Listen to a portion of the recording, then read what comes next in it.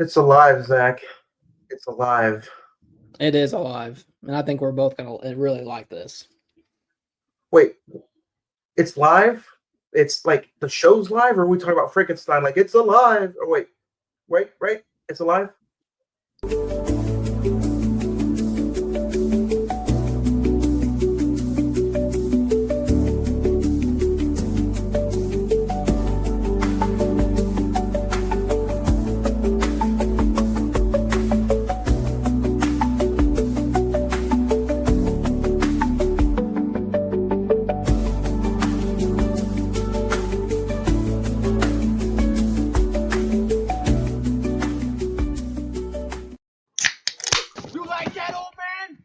Piece of me? Do I feel lucky?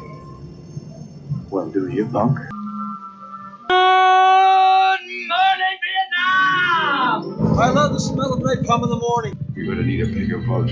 I feel the need for speed. I wish I knew how to quit you. Love means never having to say you're sorry. You do? You'll shoot your eye out, kid. What up, film fans? Happy Tuesday. Welcome to episode 374. Welcome to Frankenstein. You're listening to a new episode of the Cine-Men Movie Podcast. I'm one of your hosts, Juan, and I am joined by the other host, the Doctor, Zach. Zach is frozen in time. That's how excited he is to watch and talk about this movie. Zach is frozen in time. No, there he is. Sorry. Unlike Victor, I'm having technical difficulties. See, you need an assistant. You need an Igor. Zach, we're talking Frankenstein. Not that Frankenstein. Frankenstein. But the Guillermo del Toro's new Frankenstein on Netflix. I'm super excited about this. How about you? So we're not talking about the little boy from Big Daddy. He calls himself Frankenstein. Well, you can do that on a bonus episode if you want to do that. Yeah, I'll be joining myself all by myself for that, I'm sure. But man, I hope everybody had a good weekend. Thank you for hanging out, talking movies here with us today. We're talking some recent watches. We're going to get into some favorite lines and some stuff about this Frankenstein movie. We'll talk about what's coming up for the rest of the year. If you did not join us last week was fun. We had a great conversation all about The Lost Bus, which in my mind and in Zach's mind is a highly underrated film. So do yourself a favor, go stream that on Apple TV Plus, because you know we like to talk about all right. That's Matthew McConaughey. That's our theme. He's our theme for this year. So why not go back and listen to our last episode all about The Lost Bus. Are you sad that the year of Matthew McConaughey is coming to an end? I am not only sad, yes, I'm sad that theme is coming to a year, but man, I'm kind of ready for this refreshed 2-week break that we're gonna have. Don't get me wrong, I love producing some podcasts, but I am needed a much needed break, just like Nosferatu last year. You know, he took himself a nice long nap, long break. See what I did there. We all know you love producing in many different ways. So, speaking of, if you guys are in the mood to learn how to podcast, hit us up on all the social medias. Find our social media pages. Hit me up on the Facebook page. That's facebook.com/The Cine-Men Movie Podcast. The Instagram is all one word, Cine-Men Movie Podcast. X is @Cine-Men405, or send me an email and we can get you set up to learn how to do your own podcast. That's super, super simple. Go hit us up on the social media, sign up for a class. It's about an hour and a half long class, and you'll learn everything you need to know about sponsorship, podcasting, how-tos, when to, equipment you'll need and don't need. Don't overlook it. Don't oversee yourself, and do yourself a favor and learn how to podcast now by reaching out to us in the social media pages. But Zach, before we get into it, we talked about Last Bus last weekend. Lost Bus. What did you get into this week, and would you recommend anything to any of the listeners out there? It was kind of a slow week, honestly. I am on the last episode of Stranger Things season 4, so here in about 2 weeks from today, we'll start the final season. I'm hyped. I think the whole world is hyped. Other than that, I went and saw Predator Badlands in the theater. Really, really fun film. It's takes the Predator character and flips it on his head, and he's actually the protagonist of the movie. But it's good, good Predator fun, killing monsters and all that type of jazz. So if you like Predator, I would definitely go check it out. This is the second Predator movie we've gotten this year, along with Predator Killer of Killers. That was the animated movie on Hulu that I recommended a couple months ago. So go Predator up at the theater and get ready for Stranger Things season 5. And of course, Frankenstein for today's episode. What about you? I finished my Indiana Jones theme. I watched all 5 movies. You just love Dial Destiny is the best, right? Hold on a second. It is safe to say, and I might get some flack, and you guys can send hate mail at cinemen921@gmail.com. Kingdom of the Crystal Skull is no longer the worst Indiana Jones movie. And that title goes to Dial of Destiny. Oh, okay. I thought you were gonna say Temple of Doom, but it's okay. No, those are 1, 2, and Temple 3. of Doom is like an Oscar winner compared to Dial of Destiny. Temple of Doom is fantastic. What are you talking about? So, but I finished the Indiana Jones movies, checked out Zootopia, rewatched V for Vendetta for the 5th of November. And then you know what, man? I got into an Oscar movie that I've never seen before, and it was Chicago. how was that? I didn't hate it. I thought it was pretty decent. I don't know if I'd ever want to pick it up again, but it's only 2 hours, and I had fun with it. Checked out Frankenstein night 1 on Friday night for this episode. Watched it again throughout Sunday and Monday. And then you know what? Screw it, man. I started Christmas movies. I checked out Violent Night and the Santa Claus.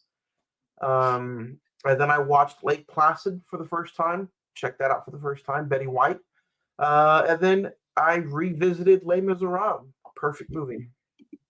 A perfect movie with a P. Is that what you just said? Yeah, it's a perfect movie, man. It should have won Best Picture that year. Okay. I'm not going against you. I saw that in the theater once and I haven't seen it since, so maybe it deserves a rewatch. It deserves a rewatch. I cry like 3 times during that movie.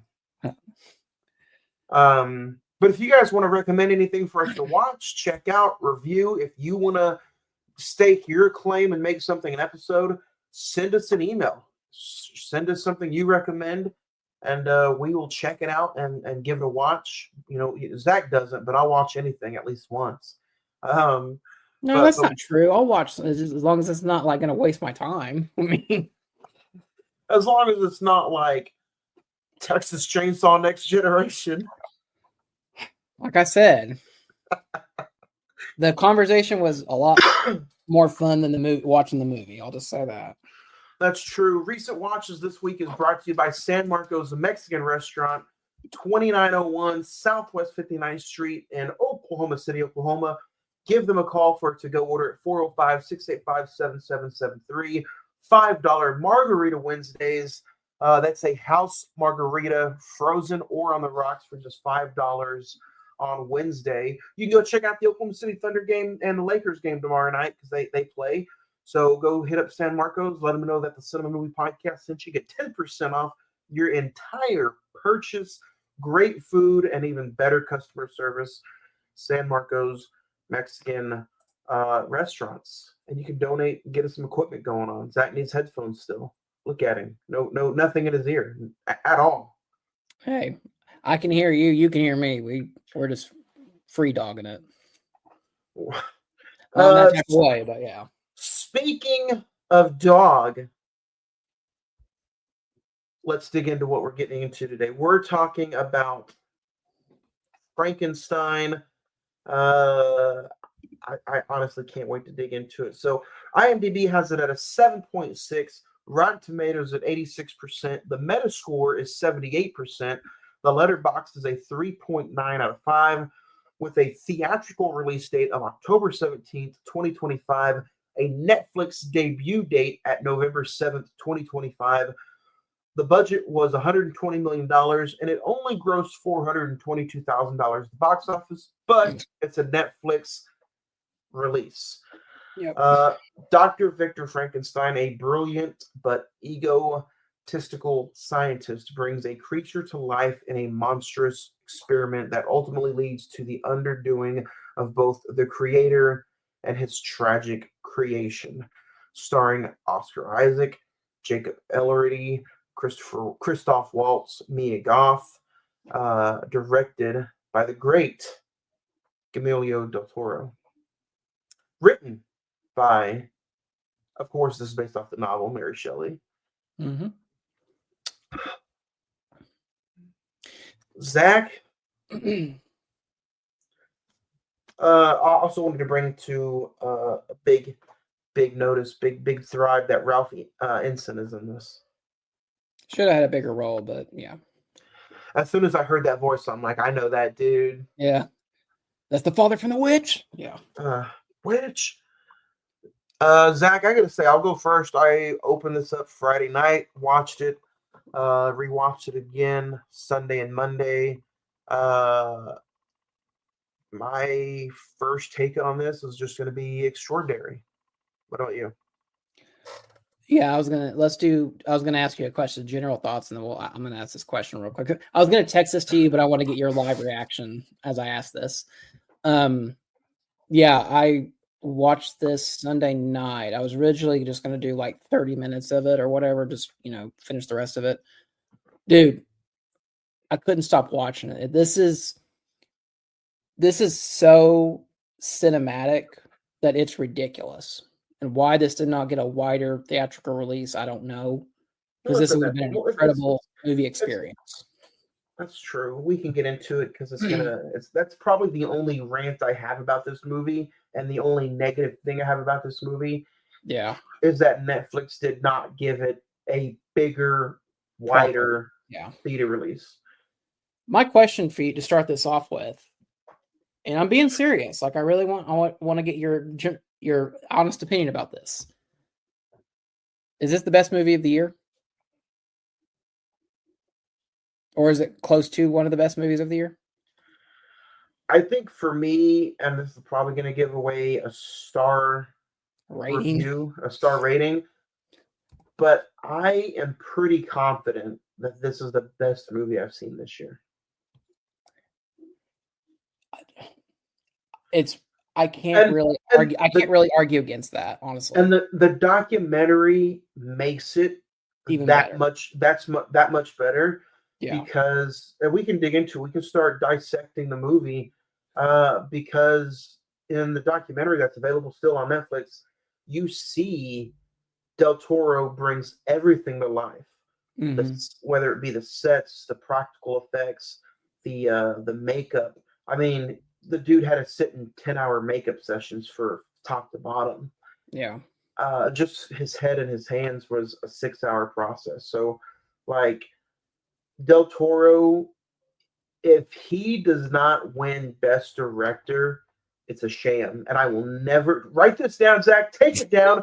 Let me get a pen. Let me write this down on my page. 7:42 p.m. November 11th, 2025.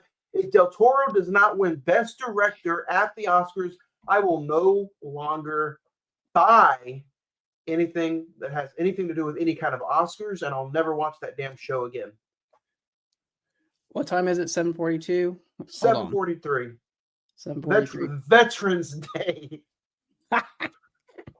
November 11th, 2025. Okay, I got it. November 11th, Del Toro, Oscar. I'm going to put question mark. Not even a nomination. He has to win, or everything's a scam. Everything's a scam. I'm not buying another Fiscal Media movie related to an Oscar. I doubt that, because your addiction runs deeper than that. So no. Can you name another director that has went above and beyond for his product this calendar year? And don't say the director from Sinners, because that's a good movie, and he did a phenomenal job. But what Del Toro did is simply untouchable. So you know what's ironic about this is just like this is such a great movie that we're both on the same page about. This is going to be hard to review because like we're going to agree on everything almost. I don't think so, because I wanted to find something to just nitpick. I do have a nit. Yeah, I have. I just have probably one nitpick. But do you have one? I have several, but Okay. then that's how good this movie is and how good Del Toro is. You find the nitpick, and you can't say, "Oh man, I hated the ending," or you can't say, "I hated that he didn't go above and beyond to find relationship love with Elizabeth," or you can't say, "I hate there was no Igor character in this." Another flack. Send me some hate mail. This makes the 1930s version look like a spoof off. Makes it look like a scary movie done by the Wayans brothers.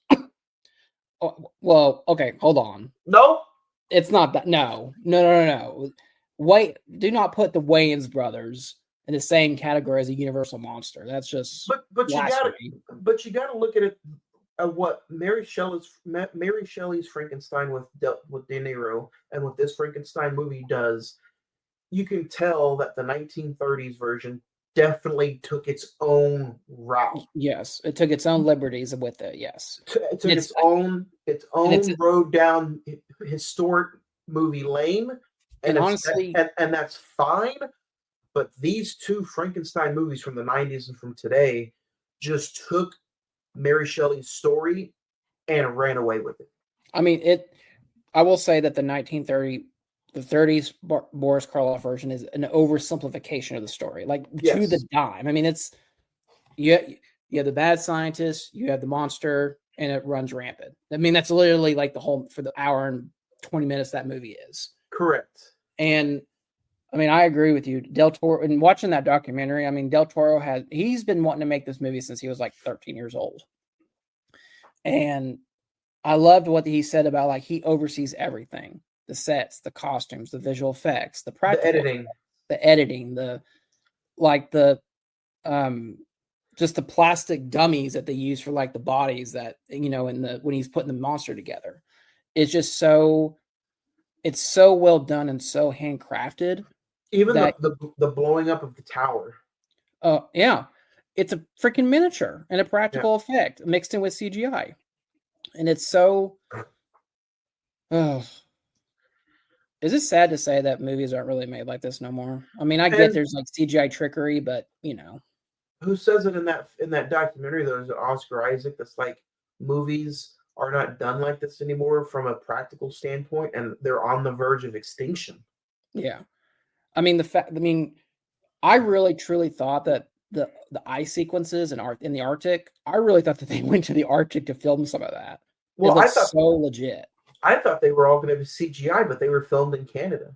Yeah, I mean, in the freaking ship, that was old school. Like when James Cameron made Titanic, he literally made like a replica of the ship, as best as he could, and he tilted it, using just practical effects, and that's incredible. This is perfect prime example of a director directing a movie that he was passionate about from the start, and not just being passionate of the creature, not just being passionate of Mary Shelley's Frankenstein, but you can tell he was passionate about the 1930s version, because he takes from the 30s version, he takes from the book, he takes from the Robert De Niro movie, and then he takes from his own world, and he just put it together and said, here's my creature, love it, like it, hate it, but you're going to watch it and you're going to enjoy it. Yeah, I mean, and if you don't enjoy it, you're definitely going to respect it.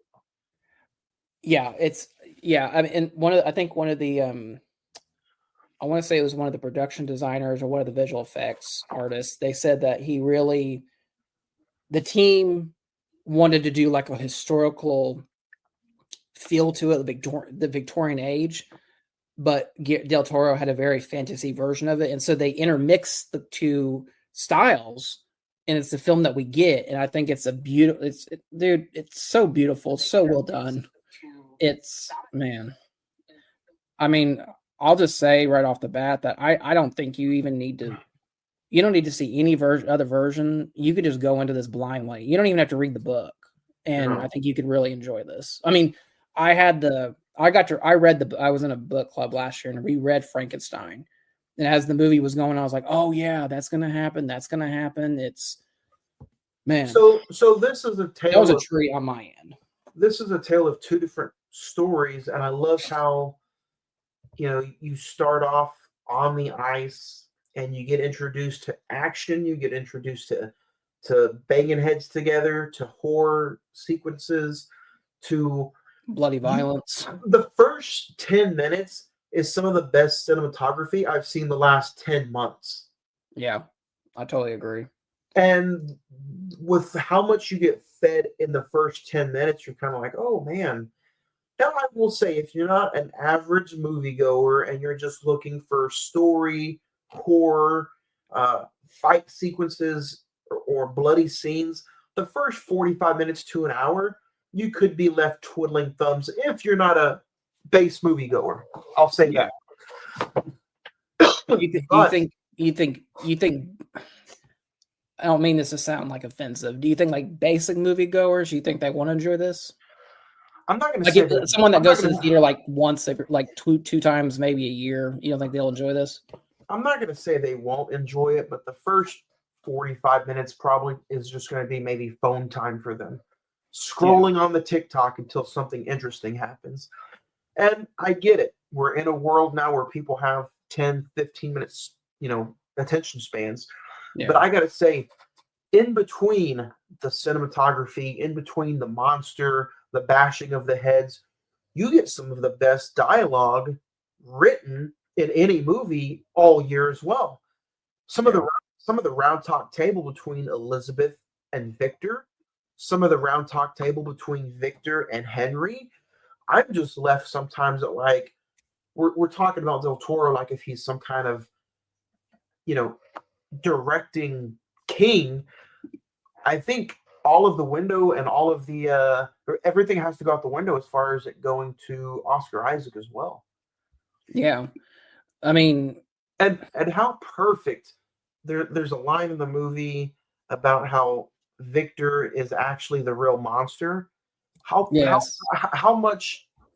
perfect is Oscar Isaac to not only make you hate him in this movie, but he really shows you that Victor is the monster. Yeah, and I loved what Del Toro said when he cast Oscar Isaac. He said, like, you're going to become the villain by the end of this movie, and I think that summarizes the entire character. I think you start rooting for him when you see him as a child and you see that he's like being like just put through the ringer by Charles Dance, Tyrion's father from Game of Thrones. Yeah. But you can see like the makings of like, okay, this is how this guy turns into the egotistical scientist that we know from the story. And he does it with such charisma as only Oscar Isaac does. And even him laying on the ship, I think only then does he start realizing I messed up big time, and I'm the reason that people are dying, and I'm the reason that this creature is foreseen as a monster. Yeah, I mean, it's now. You were talking about some nitpicks earlier. Let's talk about something that maybe doesn't go right with the book, but maybe came from Del Toro's own mind, and that's Victor. He still kind of has a semi crush on Elizabeth, but they don't get married, and they don't have that love that they do in the book, Kenneth Branagh's movie, and in the book. Well, and another thing that, because it's been a while since I've read the book, his brother is literally like a 5-minute mention in the book. He's a full main character in the movie. Yeah. So I think that really, honestly, I think having the brother he's not the. I think Christoph Waltz is more the Igor character in this than the brother, but Which there's a little mention / nod to Igor when Oscar Isaac is buying the bodies from the person that's hanging him. yeah, He kind of like a little Igor character. yeah, and I think I really like the brother in this as kind of like the almost kind of like the light in the dark of this character. You can tell very much that his brother looks up to Victor, but he knows deep down there's something wrong. But I also think on the flip side, I think Victor looks up to his younger brother. I want to be that, but I don't know how to be that. And what'd you think about Mia Goth? I know you've seen the X trilogy. What'd you think about her in this movie? I think she was, first off, I slowly hope she's not typecasted as being, no pun intended, but being the goth princess like in certain movies. But I think she knocks it out of the park in this movie with her. She's super, super kind. She's sweet. I think the way she interacts with a monster is almost like interacting with maybe a lost puppy. Yeah. She is just super gentle in this movie, but yet she still delivers the beauty. She delivers the. I think she's the hope in the movie. She is the hope, but she also delivers the biggest question mark in the movie because you don't know what she's going to end up doing. Yeah. And of course, if you've read the book or if you watched any of the other movies, you know Elizabeth dies at some point. Yeah. But I like in this movie how again, Victor is the one who kills her, and it's never really brought up that did he mean to, but in this scene, when you have the monster or when you have the creature right next to her, and Victor has the gun, in this movie she dies by gunshot wound. Yeah. I believe, I haven't read the book, but I believe in the book, just like the Kenneth Branagh version, she dies by the monster killing her, ripping her heart out. Yeah. And not so much ripping her heart out, but it's almost to get back at Victor for him creating him. Right. So in this movie, it's like the opposite. Victor kills Elizabeth in the monster's arms to get back at the monster. Yeah. And I like that. I think I like that better than what happens in the book and what happens in the De Niro movie. This is almost like a double heel turn, like in wrestling. You have the good guy and the bad guy. They both automatically switch at this moment. Yeah.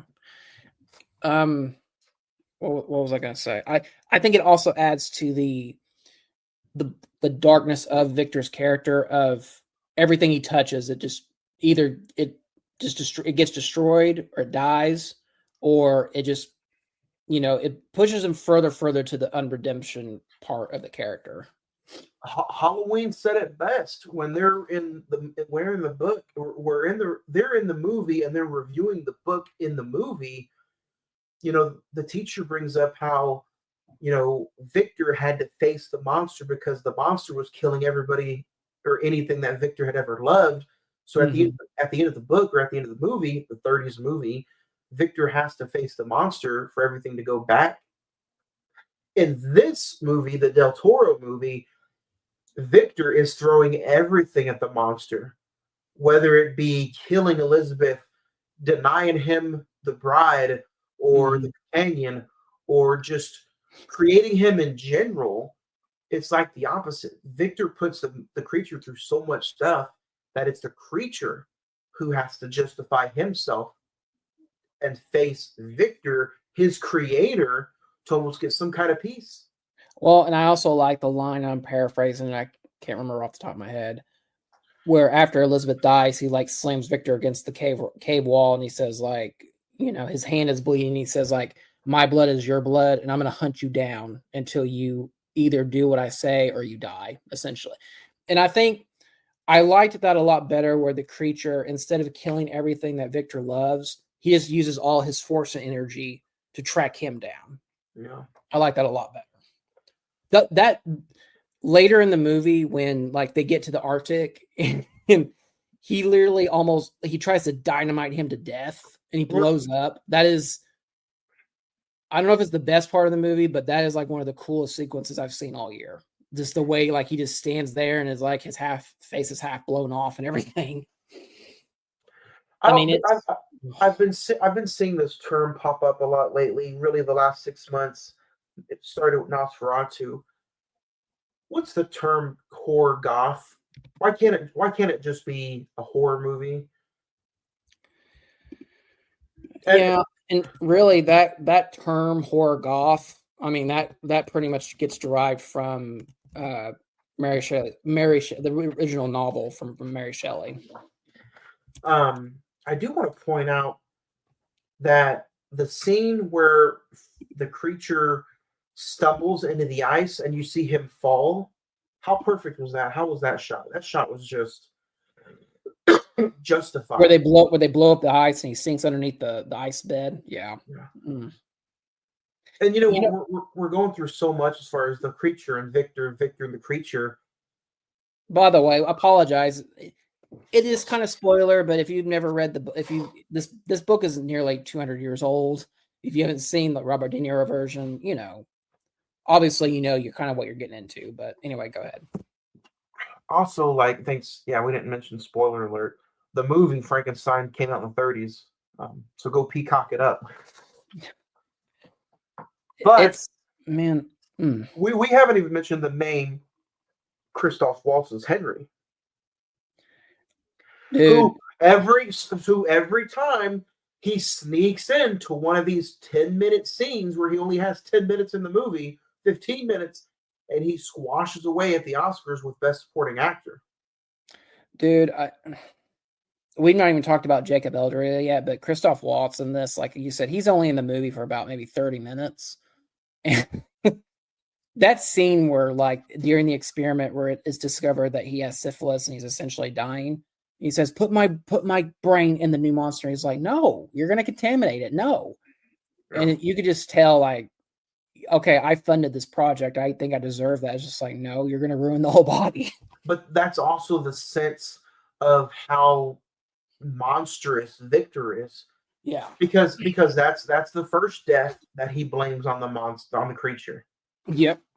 And then it just kind of you slowly see him just turning to evil to where he's so vile that he blows up the tower with the creature at the bottom, chained up in shackles. Oh. And for half a second, he has a conscience, but it costs him because he gets blown up and he breaks his leg in half. Which I think is deserving. I think that brief moment where he's like, I need to go back and rescue him, but no, because I need that my creation to die. I think it's totally valid for half his freaking leg to get blown off, and he has to wear a prosthetic leg the rest of the movie. Or I think that's a lasting scar for what that creation represents. Or is it the beginning scar of what's to come for what his body is about to go through? Yeah, because he gets beat the hell up by the end of the movie. When you see him at the beginning of when he's getting loaded up on the ship, we don't have any idea the amount of torture that he creates for the creation and also everyone around him, but what his physical body has to endure by that point in the movie. Oh, dude, how about the scene with Ralph Ensign as he's demonstrating what the electricity can do? That courtroom scene was fantastic.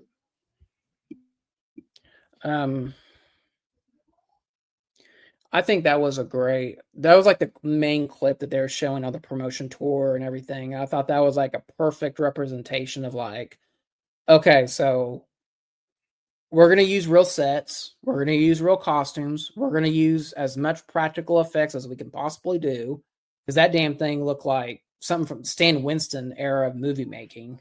Yeah. It's crazy. And, I'm sitting here looking at the budget, $120 million. And I, somewhere that said, I think somebody told me that that's the most expensive Frankenstein movie of all time. But I'm like, man, I'm used to talking about a movie with a $300 budget. It looks terrible. Yeah. So to see what they did on $120 million, and I haven't went back and shame on me. I haven't went back and seen Del Toro's Pinocchio. Yeah, you might have to go see Pinocchio after. I mean, I liked Pinocchio, but I don't like it as much as this.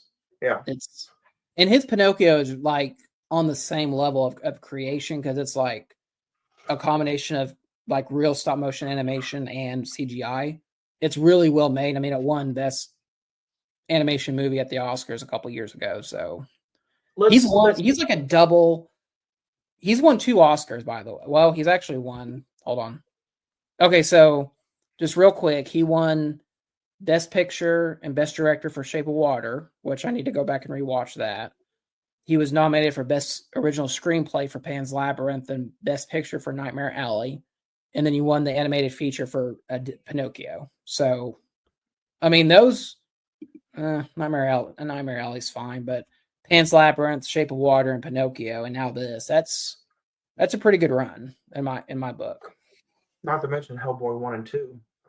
Oh, I love his Hellboys. I wish he'd come back and do a third one. Devil's Backbone is underrated too. Go back and check that out. That's on Criterion, and that is also a Del Toro movie. Is that the same movie as Kronos, or is that different? It's different. Okay. Speaking of the actor who played the monster, the creature, I think he could win best supporting actor this year, man. I really do. Did you know that Andrew Garfield was supposed to be the original creature? Yeah, I think I heard. I remember right before I started the movie, I was like, there was someone else that was going to play the monster, but I couldn't remember who it was. I think you're right. I think it was Andrew Garfield, I don't think he could have done the same performance.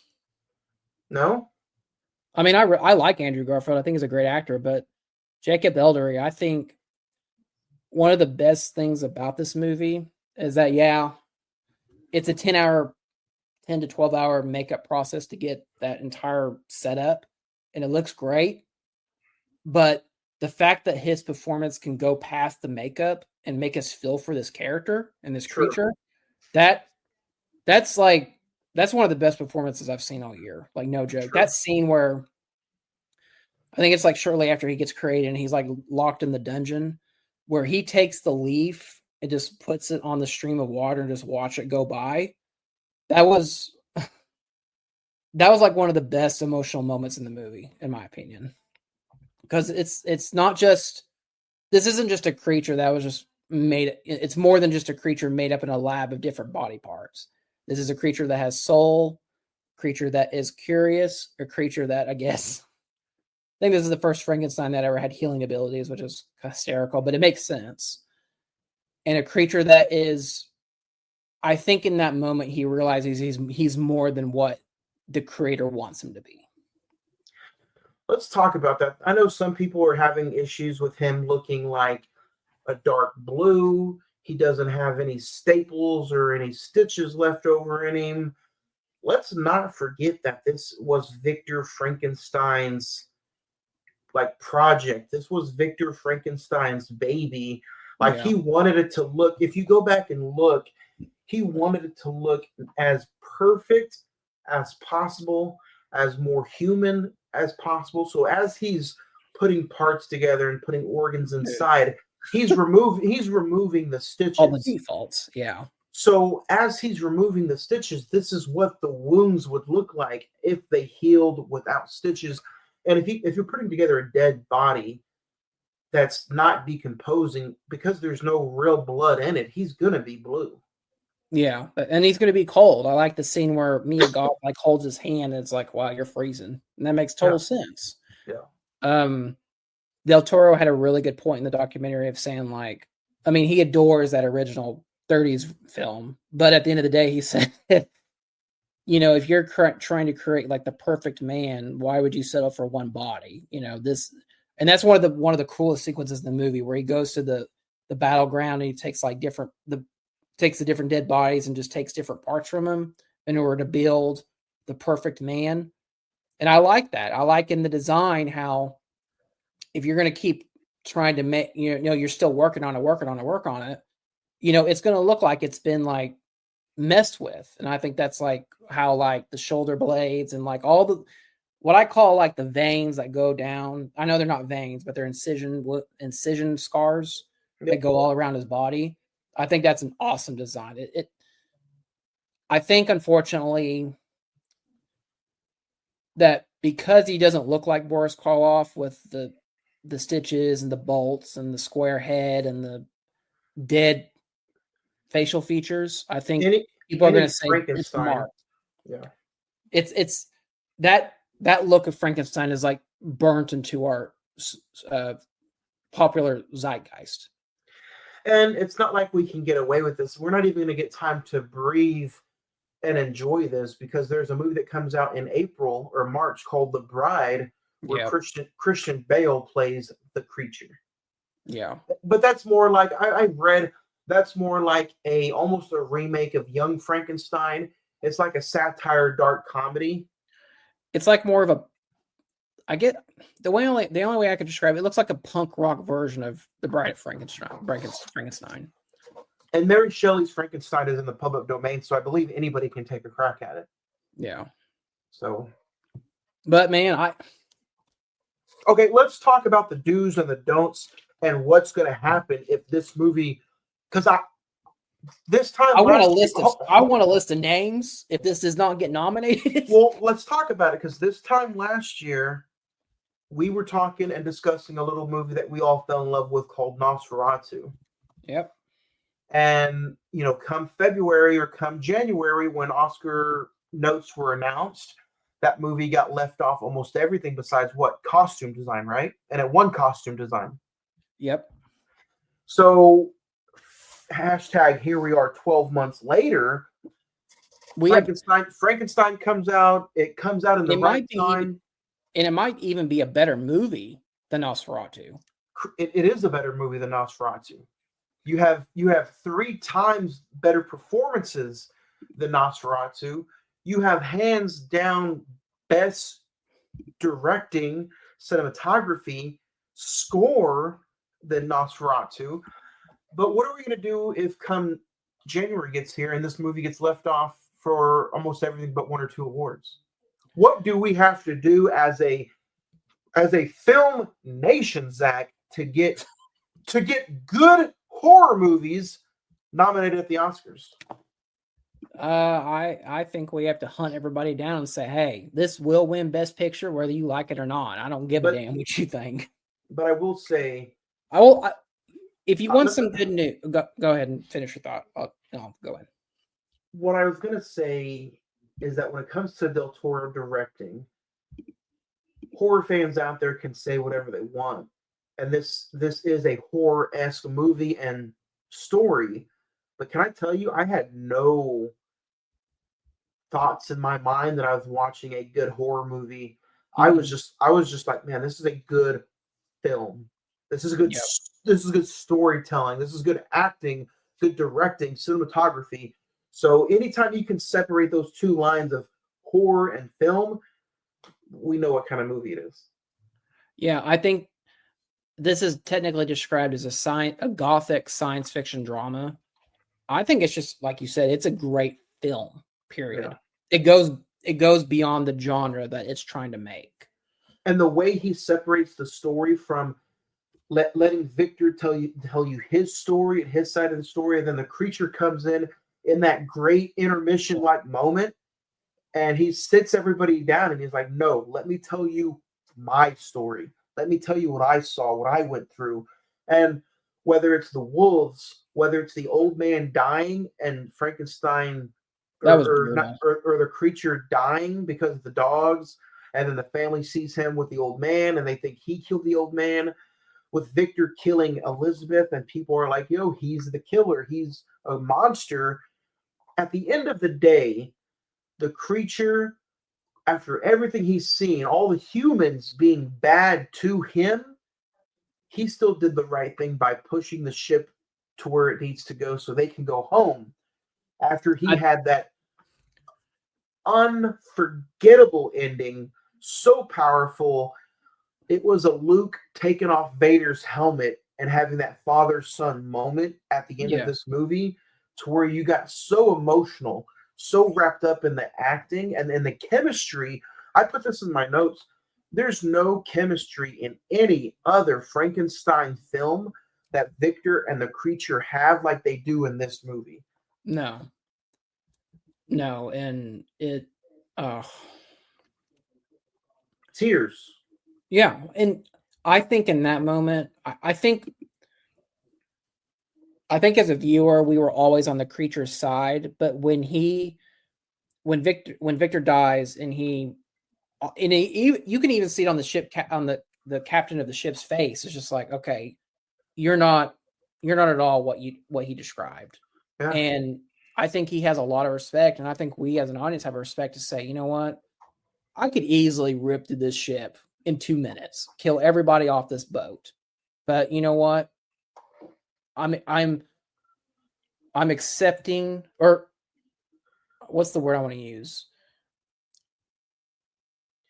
He's accepting taking what my creator, and in that moment, he says, Victor says, "You are my son." So that father figure, he takes what that father figure says to him, and he says, "Go live, be more than what I created you to be." And he let the soldiers go. And that beautiful shot at the end of the movie where he just looks up at the sun, that just perfect. That's just like chef's kiss at the end of the movie. Yeah. So to give you some good news, at this moment, Variety always does like a, Oscar prediction, and they always have like a ranking of like where, here are the top 10 movies as of right now that are in contention for Best Picture. As of this moment, One Battle After Another is the number one like pick, and that movie comes out on physical media in January, which is a January episode. Yeah. The other movies are Hamnet, which is Chloe Zhao's new movie. Sinners is number 3. Marty Supreme is number 4, which is Timothée Chalamet's movie. Sentimental Value, Wicked for Good, Frankenstein is number 7, and the other 3 are Avatar, Fire and Ash, Bugonia, which is the Emma Stone, Jesse Plemons, Yorgo Lathalan's movie, and Train Dreams. Those are as of this moment in time, those are the 10 films that are predicted to be nominated for Best Picture. And I think as of right now, the front runner from whatever, we're going to talk about it, but One Battle After Another is like the number one to win Best Picture this year. I haven't seen it. I know you went and saw it in the theater, in big surround sound picture. So you've been there, done that. That'll be a discussion, like I said, at the end of January, because it comes out January 20th. Yep. So we are discussing that movie the last Tuesday of January. So we'll get there, but I'm really looking forward to rewatching One Battle After Another, but I don't want to. I'll just say my thoughts for that. But in my opinion, Frankenstein is the superior film, in my opinion. But I want to hear. I can't wait to hear what you think about that film. We'll get to it, but I think Frankenstein right now is front runner to be, at least at my ends, my favorite movie of the year. I don't think I've had enough. I've watched it twice. I think it's one of those movies that if it gets a physical media release, of course I'm going to purchase it. Yeah. And it's one of those that, like, there's very few Netflix movies that I'm like, oh, that's cool. I'll restream it. I'll rewatch it. Marriage Story. Yeah. I haven't watched Marriage Story since I got it on Criterion. Marriage Story is fantastic. There's a few others. But I think this one hit it right on the nail. They let Del Toro do whatever he wanted. Like I said, the only gripe I have about this movie is that it did not get a bigger theatrical release. When they release it in March for the Oscars at certain select theaters, I'm going to go see it. Yeah. Because I think this is one of those movies. My biggest pet peeve with a movie is rewatchability. I talk about it on this show until I'm blue in the face. If I can rewatch it, I love it more and more and more. Like The Godfather, The Departed, The Dark Knight, anything, I'm going to give it a high rating. I'm going to probably give the best that I can because every time I put it in or every time I watch it, I find something new that I love about it. Halloween so 4. far, Yeah. so far with Frankenstein, 2 for 2 on the watches because I've enjoyed everything about it. So, like, and I was going to ask you about that since you've seen it twice. Do you catch things the second time around that you didn't see the first time? Yeah, like the second time around, I just stopped and I did not worry about what was going to happen between the monster and Victor. This time, I just sat and watched the dialogue Mm-hmm. on the small interactions. Interactions. It's okay. What?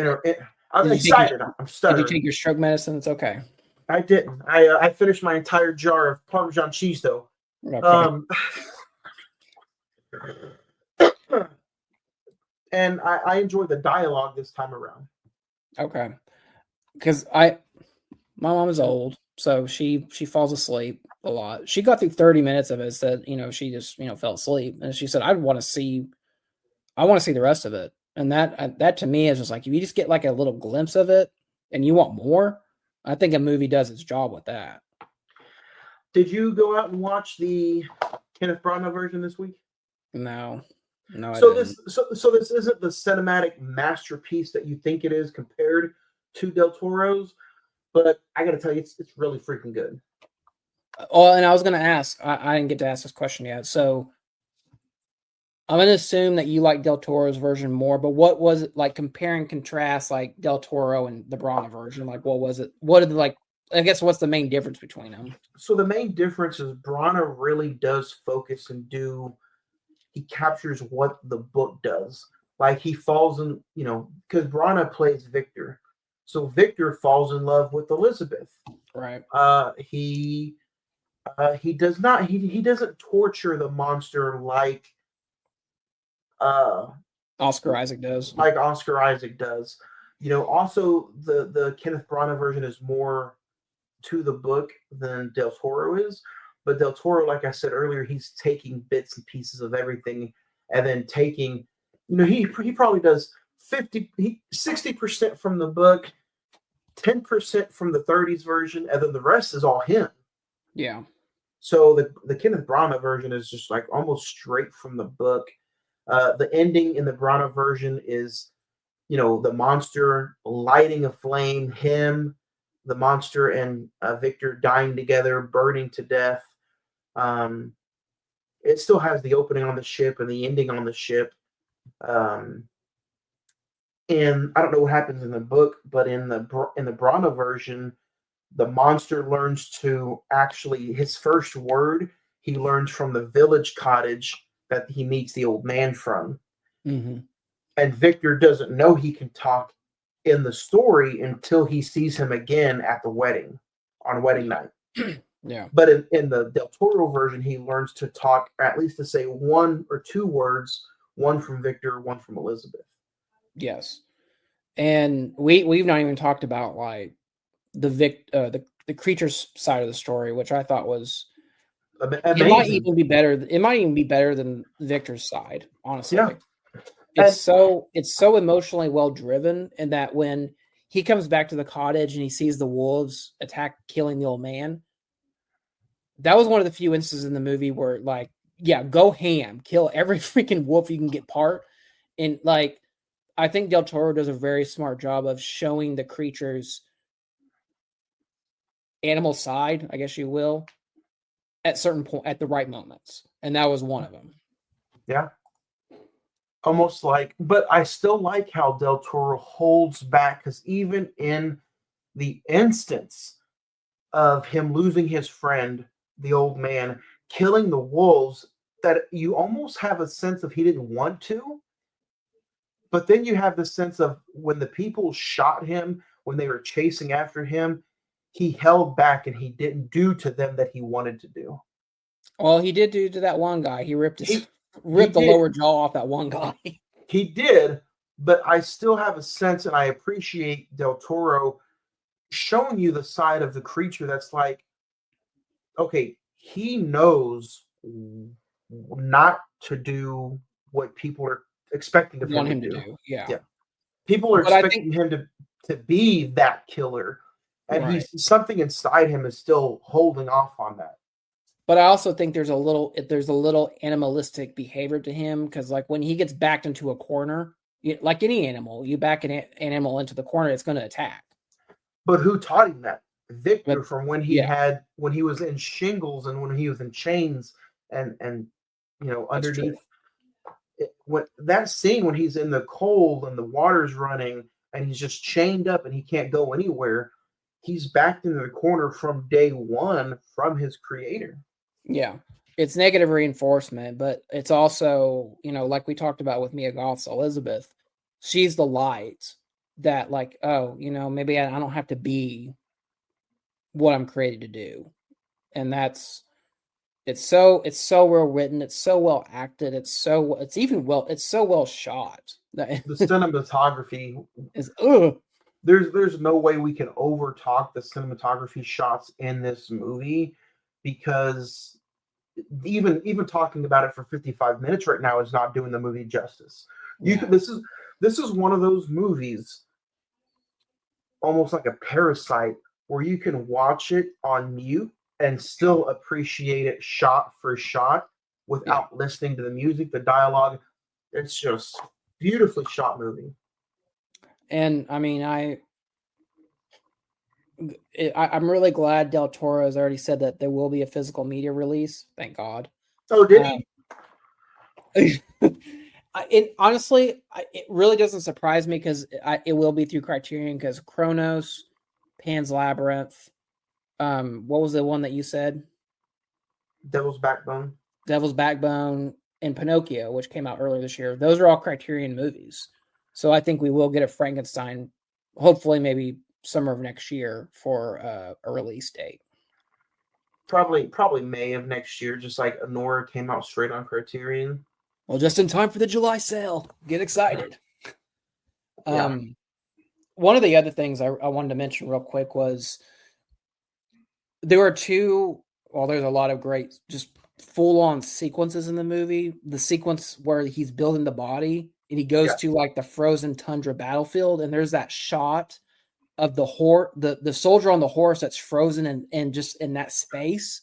I was like, I don't know how they did that, but that is like one of the coolest visuals in this movie. I mean, you have I'm gonna chalk it up to the childhood, the creation and building of the monster, the experiment itself, and then kind of like the backlash of all of Victor's decisions. It's just, I mean, we've high praise. I don't even hype. This movie is more than high praise. I mean, it's so. I think in the next like 5 years from now, people are going to be like, "Oh shit! Like I missed out on that." I think it's going to be one of those type movies. That's true, but unfortunately, I think it's going to get lost in the Netflix shuffle. Yeah, but like, how many Netflix movies can they say are to this caliber? I mean, honestly, I mean, I'll give you Marriage Story. Even we didn't really like Roma, but I mean, it's right up there with like some of their well-made movies, Yeah. I'm not talking about like getting lost in like the streaming now on Netflix. I'm just talking about getting lost in the overall art aspect of the movie business moves so fast that in 2 weeks people are going to forget about everything that we're talking about and just go see Wicked. And then 3 weeks after that, they're going to forget about Wicked and go see Avatar.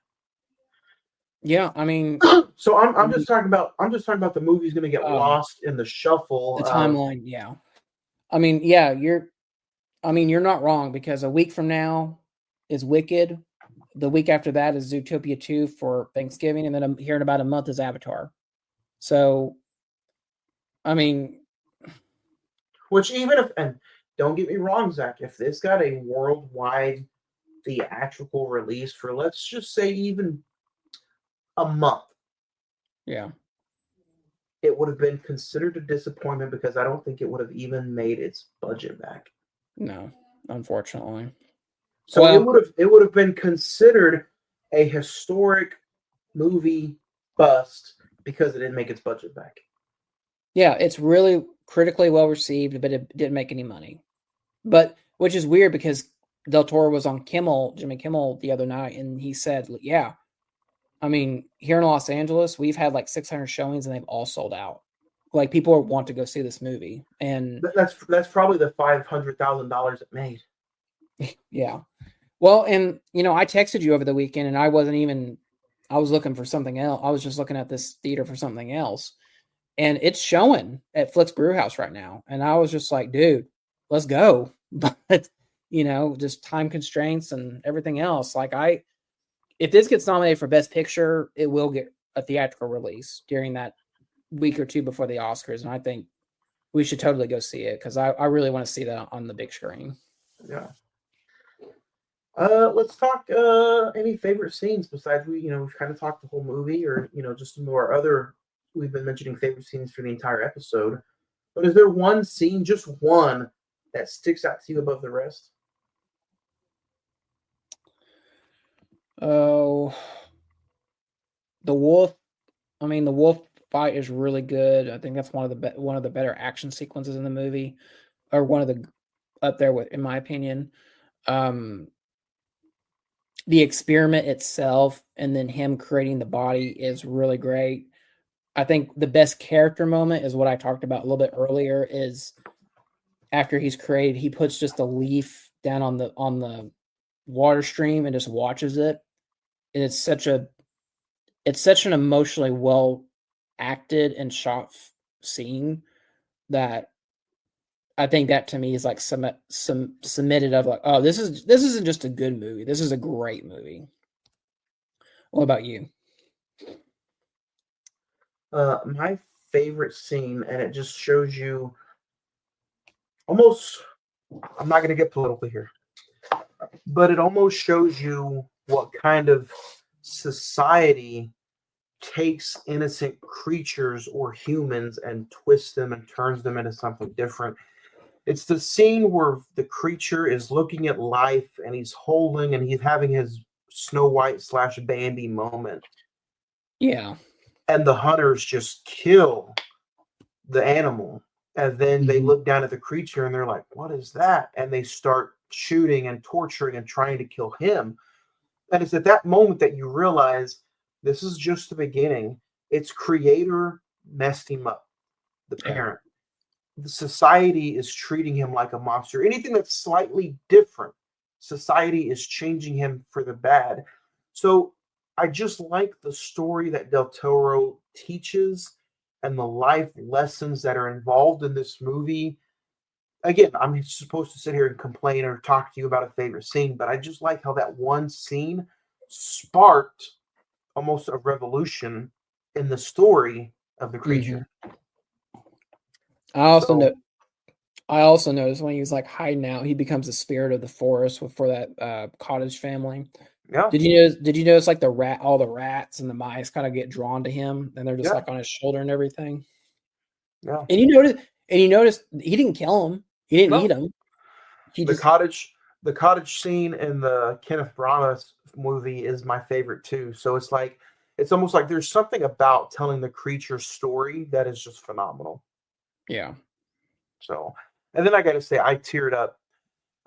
If Oscar Isaac or Jacob Eldery win an Oscar, they have to show the ending scene when it's father and son and father. That has to be the dialogue that they show at the Oscars if they're nominated.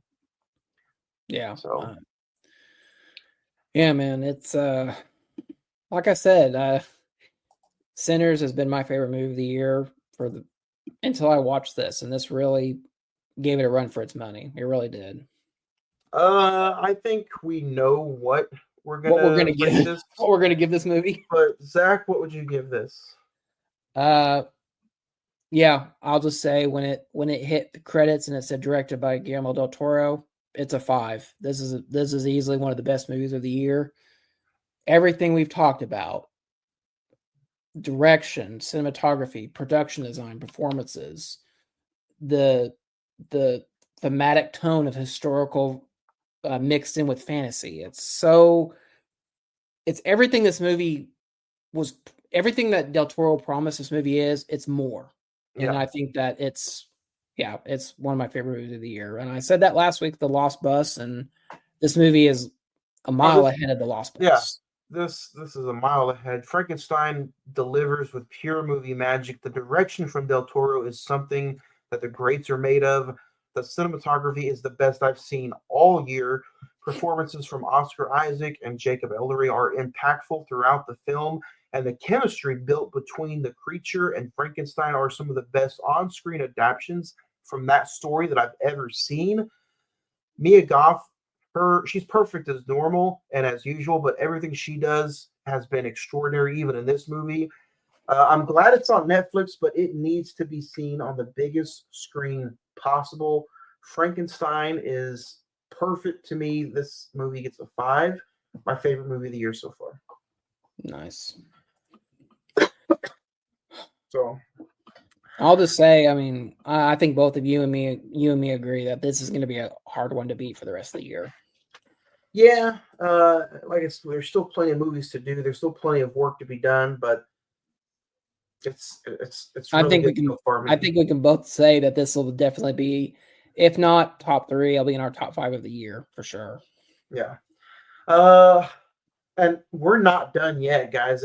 If you think we're done, then go under a rock somewhere, because next week we continue to talk about emotion and story. Next week we're talking but it's Dallas Buyers Club, Matthew McConaughey, Jared Leto, Jennifer Gardner. It's one of his greatest movies he's ever done. It's the movie that won him his Oscar. And it's Matthew McConaughey themed year continues. Zach, can you believe it's the last feature film that we're talking about when it comes to our themed Matthew McConaughey year? I'm sad it's coming to an end, man. I think this might have been one of my favorite themes we've done throughout the show. It's been a lot of fun. So next week we're talking Dallas Buyers Club. The week after that we end November with Wicked for Good, which hits theaters in just a few weeks. And then December's here, and we talk our top 5 Matthew McConaughey films. We also talk his life and his career and his love for the Texas Longhorns. The second week of December, we talk The Godfather Part 2. It's been 2 years in the making, and we're talking The Godfather. And then we have a Christmas Carol conversation to finish out the year. This is December 16th. This will be the last episode of the year. And then we'll take 2 weeks off and come back fresh the first week of January. So a Christmas Carol conversation. Zach, you getting ready for that? Yeah, because, if you give me 1 second, I got my whole list right here of all the different Christmas carols. So I got a lot to get through. I like it. But yeah, man, that was Frankenstein. Any small thoughts on Dallas Buyers Club before we head out of here? It's been a while since I've seen it. I know the subject material is pretty dark, pretty emotionally driven, but I'm looking forward to rewatching it. What about you? Same. I'm also very, very superstitious when it comes to Texas football. And the last few times we've done a Matthew McConaughey movie, the Saturday before that Matthew McConaughey movie, Texas has played a big ranked opponent in college football. I forgot what movie it was. It was Texas Chainsaw. The Saturday before, they beat 6th ranked Oklahoma. Last week we talked the Lost Bus. They beat 10th ranked Vanderbilt. This week we're talking Dallas Buyers Club, and Texas plays 5th ranked Georgia. I'm a little superstitious, man, but I think they get it done this weekend. I'm hoping, I'm crossing my fingers, I'm doing my all right. But I'm excited. Win or lose, I'm excited to talk Dallas Buyers Club with you next Tuesday. I'll just say, if that superstition holds, we might be doing Matthew movies for the rest of the year. So you can have a pretty good rest of the season. Win or lose, I'll be that Matthew McConaughey picture down there in the bottom right with him just sitting there crying. That's Well- me next. That's me next Tuesday. Let's just say that scene, he's crying for a whole different reason, but you'll be crying for a different reason as well. So I'm dying. Don't forget, this episode is also brought to you by Doobie Energy. Doobie Energy is clean, all natural energy that you can take advantage of. Get your day going. Visit www.ggdoobie.com. It's our new sponsor. Use our code at the checkout. Cine-Men 405, 20% off your entire order. Doobie Energy makes focused energy drinks that your taste buds love with no sugar, no artificial colors or dyes. Their formula packs a smooth focus, no jitter, no crash. Try the 10 flavors now and see why thousands select Doobie Energy. Again, our checkout code Cine-Men 405. That's CINEMEN 405. Zach, I'm excited. Dallas Buyers Club next week. If you guys have not seen it yet, what are you waiting for? Log in on Netflix. Go check out Frankenstein. It's one of the best movies of the year. Let us know your thoughts, and we'll share your star rating of Frankenstein next week when we talk about Dallas Buyers Club on another new episode of the Cine-Men Movie Podcast. hook 'em. Hook 'em. That's what I'm talking about, Daddy.